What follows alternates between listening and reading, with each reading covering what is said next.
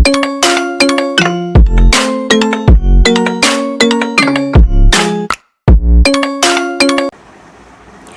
Morning students. हम लोग आज नर्वस सिस्टम में के दूसरे पार्ट ब्रेन का तीसरा क्लास लेने जा रहे हैं। पहले क्लास में हमने आप लोगों को बताया कि ब्रेन के संबंध में उसके कितने पार्ट्स होते हैं और उन पार्ट्स को फिर मैंने स्पाइनल कॉर्ड नर्वस सिस्टम के बारे में जो बातें की उसमें स्पाइनल कॉर्ड और ब्रेन को मैंने स्पाइनल कॉर्ड को समझाया और उसके बाद से ब्रेन का ये तीसरा क्लास है जिसमें पहले वाले में मैंने आप लोगों को मिलर की परिभाषा और उसके स्ट्रक्चर के संबंध में कि किस तरह की स्कल के अंदर बंद होता है और दूसरे क्लास में मैंने आप लोगों को हिंड ब्रेन के संबंध में पूरी जानकारी दी और अब हम हिंड ब्रेन के दूसरे पार्ट पॉन्स से शुरू करेंगे और आगे बढ़ेंगे। तो मैं समझती हूँ कि number of classes and sequence बताने से मुझे ये फ़ायदा आपको होगा कि कोई क्लास अगर बीच से मिसिंग है तो उसको आप फिर से निकाल कर जोड़ कर देखेंगी। तो हम लोग अब आगे बढ़ते हैं। कल के क्लास में कल वीडियो में जो मैंने आपको दिया वो यहाँ तक था। ये मेडुला को मैंने यही है शरीर का जो शरीर को स्पाइनल कॉर्ड को और ब्रेन को जोड़ने का पार्ट जो है यही मेडुला है। मैंने पिछले वीडियो में आपको इसको एक्सप्लेन किया। ये साइकोलॉजिकल फंक्शन के लिए इसका कोई भी योगदान नहीं होता है। अब हम लोग पॉन्स पे आ जाते हैं। पॉन्स के माने ही होता है सेतु और सेतु को यानी सेतु आप बचपन से गांधी सेतु सुनते रहे हैं और मैं एक बार देख लूँ, कल वीडियो बंद हो गया था बीच में जिसकी वजह से काफ़ी देर तक हम बोलते रहे लेकिन ये रिकॉर्ड नहीं हुआ, लेकिन अभी रिकॉर्ड हो रहा है। एक्चुअली स्पेस ख़त्म हो जाता है, इसका SD कार्ड भर जाता है। तो सेतु आप बचपन से गांधी सेतु सुनते रहे। सेतु क्या चीज़ है? सेतु है कि आपको पुल जिस पर लेके गाड़ियाँ लेके चलते हैं तो मस्तिष्क में भी ये सेतु है। ये सेतु बॉडी के अंदर है, सॉरी मस्तिष्क में नहीं, बॉडी के अंदर ये सेतु है जो निचले पार्ट ऑफ द बॉडी को lower part of the body को ब्रेन से जोड़ता है। तो ये सेतु हमारा बहुत ही इम्पॉर्टेंट है। इसके बारे में हम आप लोगों को ये कर रहे हैं कि इसके प्रत्येक हेमिस्फीयर में हमने पहले ही आप लोगों को एक फ़ोटो दिखाई थी, यहाँ पर हम आपको फिर से दिखा देते हैं कि ब्रेन जो है 2 इक्वल पार्ट में बटा हुआ है। यहाँ देखिए आप 2 इक्वल पार्ट में बटा हुआ है। जब इसका क्रॉस सेक्शन किया गया तो ये चीज़ दिख रही है जो मैंने यहाँ बना के रखा हुआ है। तो ये चीज़ देख रही है ह्यूमन ब्रेन का आधा ब्रेन, एक हेमिस्फीयर इसको बोलते हैं।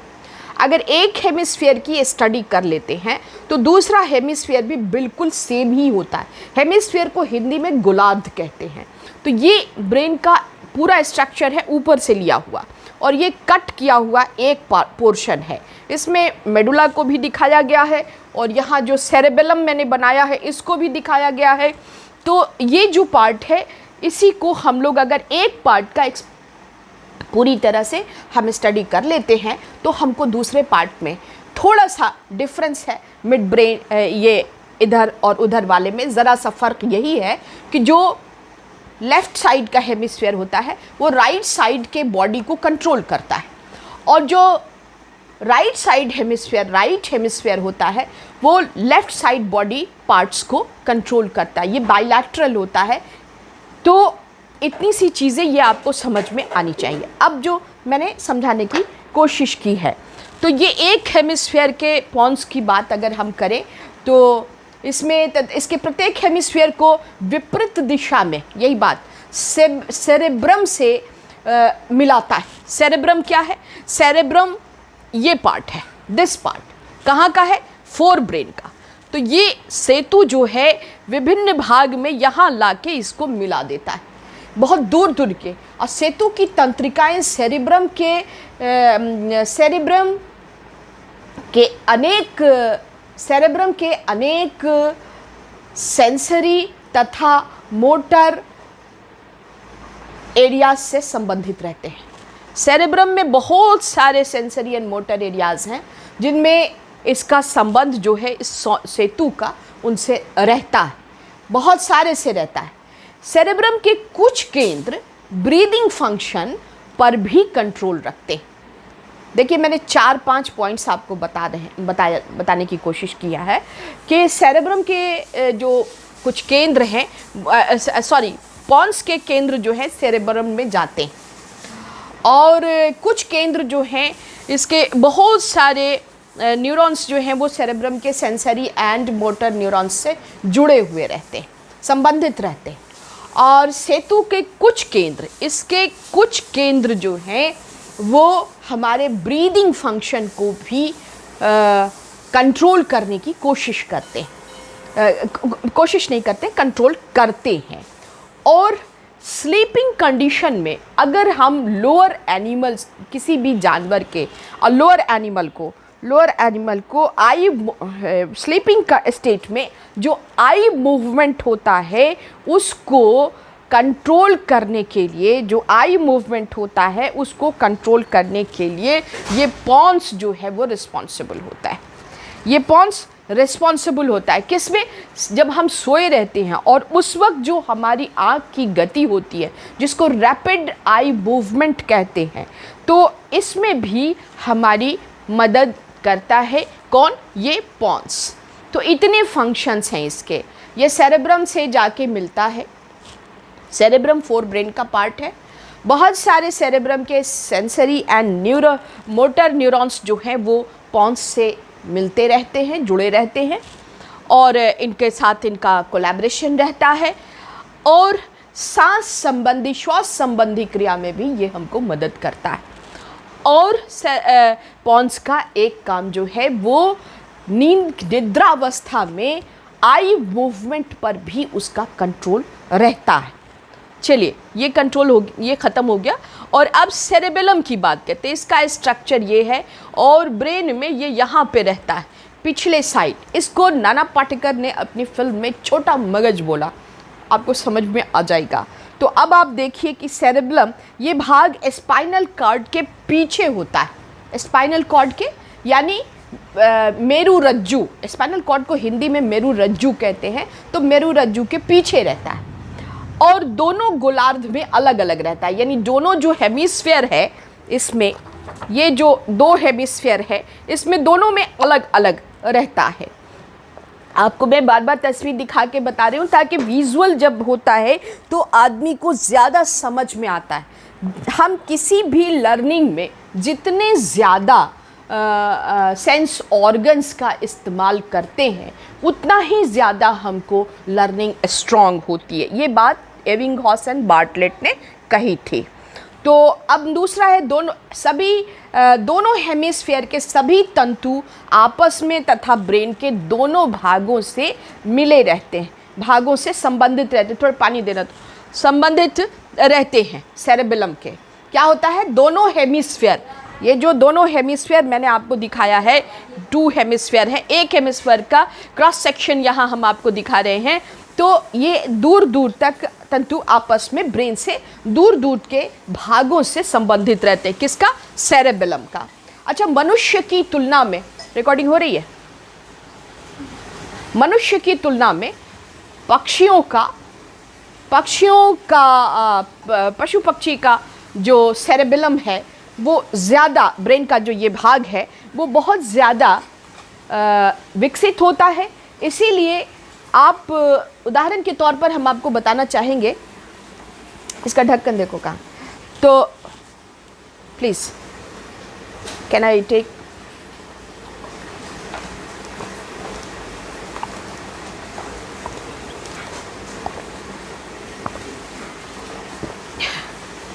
मनुष्य की तुलना में सेरेबेलम जो है वो पशु पक्षियों का ज़्यादा डेवलप्ड होता है। इसीलिए इसका देखो गिरा, सूख जाएगा, उसको ढक्कन लगा दो। तो बहुत ज़्यादा डेवलप्ड होता है इसी कारण आप पक्षियों को देखें, आपने कभी तोता पाला है तो पक्षी पाला है, आप देखेंगे कि तोता जो है वो रात भर, या कोई भी पक्षी रात भर एक पर्च पर यानी एक पंजे पर अपने सारी रात गुजार देता है और एक चोंच से ही पूरी बॉडी को जहाँ चाहता है खुजला लेता है, just because of this part of the brain cerebellum. ये बहुत ही इम्पॉर्टेंट है जो बॉडी में फ्लेक्सिबिलिटी लाती है। और दूसरा इसका जो मुख्य और कार्य है वो ये कि इसका जो पेशियों में स्फूर्ति बनाना, जो आपका रेडीनेस है, जो आपका अलर्टनेस है, वो चीज़ जो है इसी ब्रेन पार्ट से सेरेबेलम से नियंत्रित होता है। और आपके पोस्चर का, मैं इस तरह खड़ी हूँ, ये पोस्चर कंट्रोल जो है सेरेबेलम, अगर सेरेबेलम में किसी तरह की क्षति होती है या इंजरी होती है तो हमारा पोस्चर जो है, यहाँ पैर रखना चाहेंगे, यहाँ हाथ रखना चाहेंगे तो नहीं रख सकते हैं, वो हमारा फेंकाने लगता है। तो सेरेबेलम का कंट्रोल जो है वो आपके पोस्चर पर है, आपकी शरीर की स्फूर्ति पर है, वो पक्षियों में ज़्यादा डेवलप्ड होता है और मनुष्यों की तुलना में, मनुष्यों में भी है लेकिन पक्षियों में बहुत ज़्यादा डेवलप्ड होता है। नेक्स्ट आपको इसका जो मेन पार्ट है, इस पर जो अल्कोहलिक्स होते हैं, जो शराबी होते हैं, उनका सेरेबेलम बहुत डैमेज होने के चांसेस होते हैं क्योंकि अल्कोहल का प्रभाव सेरेबेलम पर बहुत ज़्यादा पड़ता है। दैट इज़ वाई कि उनका पोस्चर शराब पीने के बाद या किसी भी तरह का सेडेटिक ड्रग लेने के बाद जो है पोस्चर पे कंट्रोल, तो आप ये देखिए ऐसे झूमते हैं शराबी, तो इस तरह की बात होती है क्योंकि उनका सेरेबेलम कंट्रोल में नहीं रहता है। तो ये part it's a very important part. और इस भाग के फंक्शंस तो होते हैं परंतु अनियमित, इससे जो है ये इतना आपको मिहिंड ब्रेन का तीनों पार्ट मैंने आपको एक्सप्लेन कर दिया। Now I will talk about mid brain, ये मध्य मस्तिष्क, हम लोग इसको देखेंगे। ब्रेन स्टेम, कुछ लोगों ने कुछ किताबों में, जहाँ तक मेरा ध्यान है अरुण कुमार की किताब में और भी कुछ साइकोलॉजी वालों की किताब में ये ब्रेन स्टेम को फ्लोर एंड रूफ के नाम से जाना जाता है, लेकिन आप उससे परेशान नहीं होइए, बात वही है, फ्लोर कहें या, लेकिन मैंने किंग मॉर्गन में brain stem and reticular formation की जाल रचना और मस्तिष्क वृंद कहते हैं इसको हिंदी में, ये वृंद है और ये जाल जैसी रचना होती है, बिल्कुल जाल की तरह होता है और इसको जाल रचना ही कहते हैं, रेटिकुलर फॉर्मेशन को। ये बहुत इंपॉर्टेंट पार्ट है ब्रेन का। तो इसके बारे में अब हम लोग बातचीत करेंगे, तो हम लोग इसके बारे में अब बात करेंगे। मैं बार बार इसको चेक कर लेती हूँ कि कहीं आपसे हमसे गलती तो नहीं हो रही है। तो ये दो पार्ट अब हम लोग देखते हैं मिड ब्रेन का। मिड ब्रेन बिल्कुल बीच में है, ये यहाँ पे आता है, यहाँ पे आता है, एक हेमिस्फीयर ये यही आता है और आगे का पश्चिम मस्तिष्क है, फोर ब्रेन है। तो इसमें ये तंत्रिकाओं की रचना है और इसके दो पार्ट्स हैं, बिल्कुल साफ सुथरा है और इसमें इसके कुछ केंद्र, ब्रेन स्टेम के कुछ केंद्र विजुअल यानी देखने की, कहाँ, ऑक्सीपिटल लोब में, यहाँ पर ब्रेन के कुछ केंद्र विजुअल और ऑडिशन के लिए ये ब्रेन स्टेम जो है यानी सुनने और देखने की क्रियाओं, ऑक्सीपिटल लोब से इसका संबंध बना रहता है। तो मिड ब्रेन के इस ब्रेन स्टेम का, तो देखने के लिए इसके कुछ केंद्र जो है वो बहुत ही ज़रूरी रहते हैं। अच्छा, पंखा जो घूमता है, गतिशील चीज़ों के पीछे जो हमारी आंखें घूमती है, आप छोटे बच्चे को देखिएगा घंटों पंखा को देखता रहता है, तो उनकी जो आँखों की गति है वो भी ब्रेन स्टेम के माध्यम से ही संचालित की जाती है, ब्रेन स्टेम से संचालित होती है। लोअर एनिमल्स में देखने का मुख्य केंद्र ब्रेन स्टेम में रहता है। How important it is. जो छोटे प्राणी हैं, छोटे एनिमल्स हैं, उनके अंदर जो देखने की क्रिया है वो ब्रेन स्टेम द्वारा ही निर्धारित की जाती है, निर्धारित होती है। देखने का केंद्र विजुअल सेंस। अच्छा, इसका विजुअल सेंस जो है ह्यूमन बीइंग में भी ऑडिटरी एंड विजुअल सेंस के लिए कुछ केंद्र ब्रेन स्टेम में भी रहते हैं, महत्वपूर्ण रहता है। एसी बंद कर दो। तो सिर के क्षेत्र में, इस एरिया में, सर के क्षेत्र मतलब हेड में जो रेफ्लेक्स एक्शन है वो भी ब्रेन स्टेम के द्वारा ही निर्धारित किए जाते हैं। और इसके कुछ तंत्र एक और सेरेब्रम के, नहीं ऐसी बंद कर दो, हम जाएंगे तो कर देंगे, ठीक है, बीच में मत बोलवा, ठीक है। इसके कुछ तंतु जो हैं वो सेरेब्रम से, यहाँ से ये इससे जुड़ा हुआ रहता है, और कुछ तंतु स्पाइनल कॉर्ड से भी जुड़े रहते हैं। मेरुरज्जु हिंदी में स्पाइनल कॉर्ड को कहते हैं, तो वहाँ से भी जुड़े हैं, और कुछ जो है ये सेरेब्रम से भी कनेक्टेड रहते। तो फिर से एक बार दोहराते हैं, इसके कुछ केंद्र विजन और ऑडिटरी सेंस के लिए इम्पॉर्टेंट है। लोअर एनिमल्स में देखने की क्रिया ब्रेन स्टेम से ही होती है, का केंद्र वही होता है, और घूमती हुई गतिशील वस्तु के साथ जो हमारे आँखों का मूवमेंट है वो ब्रेन स्टेम द्वारा ही संचालित होता है। और उसके बाद से इसका कुछ तंतु जो है वो सेरेब्रम से जुड़े रहते हैं, और कुछ स्पाइनल कॉर्ड से जुड़े रहते हैं। और सर के क्षेत्र में रिफ्लेक्स एक्शन जो होता है, प्रतिवर्त क्रिया जो होती है, वो ब्रेन स्टेम के माध्यम से ही होती है। तो ये इतने कार्य हैं ब्रेन स्टेम के, और ये बहुत ही इम्पॉर्टेंट वर्क्स हैं, क्योंकि जब हमारा कोई सेंस ऑर्गन यानी विजुअल सेंसेशन, जो बहुत ही इम्पॉर्टेंट है, विजुअल सेंसेशन, आप ब्रेन के अंदर भी देखिए, ऑक्सीपिटल लोब का एरिया बिल्कुल छोटा है, और इसकी सबसे बड़ी क्वालिटी, ये बाद में मैं बताऊंगी आपको, लेकिन अभी ज़रा सा इसको सुन लीजिए कि इसके अंदर अगर कोई क्षति होती है तो उसका रेप्लिकेशन नहीं है, फिर से उसका पुनर्निर्माण नहीं होता है। तो ये इस तरह की बातें हैं। तो मैंने आपको 5 पॉइंट्स बताए हैं इस ब्रेन स्टेम के, 5 पॉइंट्स। आप बार बार इस वीडियो को सुने और समझने का प्रयास करें। अब आइए हम लोग इस रेटिकुलर फॉर्मेशन पे बात करते हैं। रेटिकुलर फॉर्मेशन ये एक जाल जैसी रचना है, और ये बहुत ही इम्पॉर्टेंट मानी जाती है। बहुत सारी किताबों में फ्लोर और रूफ का भी इस्तेमाल किया गया है। फ्लोर और रूफ क्या है वो भी मैं आप लोगों को, उसको किस तरह से डिफ़ाइन किया गया है वो भी मैं आप लोगों को बताऊंगी। ये मिड ब्रेन का सबसे महत्वपूर्ण भाग है, मध्य मस्तिष्क का, और साइकोलॉजिकल फंक्शन के लिए बहुत ही, इसमें बहुत इम्पॉर्टेंट साइकोलॉजिकल फंक्शन, मनोवैज्ञानिक क्रियाओं के लिए रेटिकुलर फॉर्मेशन जो है इसमें बहुत बहुत ज़्यादा योगदान इसका होता है। इसमें छोटे न्यूरॉन्स जाल की तरह बिल्कुल फैले रहते हैं, नेट की तरह फैले रहते हैं, और जिसका संबंध ब्रेन स्टेम तथा हाइपोथैलेमस। हाइपोथैलेमस कहाँ है? Hypothalamus is the part of limbic system. Hypothalamus, यहाँ पर थोड़ा मिटा दिया है मैंने, इसको मैं लिख देती हूँ। हाइपोथैलेमस से भी ये संबंधित, थैलेमस से भी संबंधित रहता है। तो हाइपोथैलेमस से भी संबंधित रहता है ये, तो जिसका संबंध ब्रेन में भी इसको लिया जाता है। सेरेब्रल कॉर्टेक्स तथा, सेरेब्रल कॉर्टेक्स कौन सा है? सेरेब्रल कॉर्टेक्स आपको, सेरेब्रम को जब हम पढ़ाएंगे तो आपको सेरेब्रल कॉर्टेक्स की बात सामने आएगी। तो cerebral cortex is the part, cortex के मानी होता है छिलका, यानी जो हमारे पूरे ब्रेन को ऊपर से कवर किया हुआ, जो बहुत घुसर कलर का यानी ग्रे कलर का जो पार्ट है, that is called cerebrum, cerebral cortex. ये एक अपने आप में अलग क्वेश्चन है, और उसके एरियाज को हमको देखना होगा, हमको पढ़ना पड़ेगा। पार्ट 1 में नहीं है, पार्ट 1 में सिर्फ इनिशियल है, लेकिन पीजी वालों को उसको पूरा पढ़ना है, क्योंकि ये इसको भी समझना है। चलिए, तो सेरेब्रल कॉर्टेक्स तथा सेंसरी इम्पल्स, संवेदी आवेग ले जाने वाले तंतुओं की ब्रांचेज जाल रचना में भी जाती है।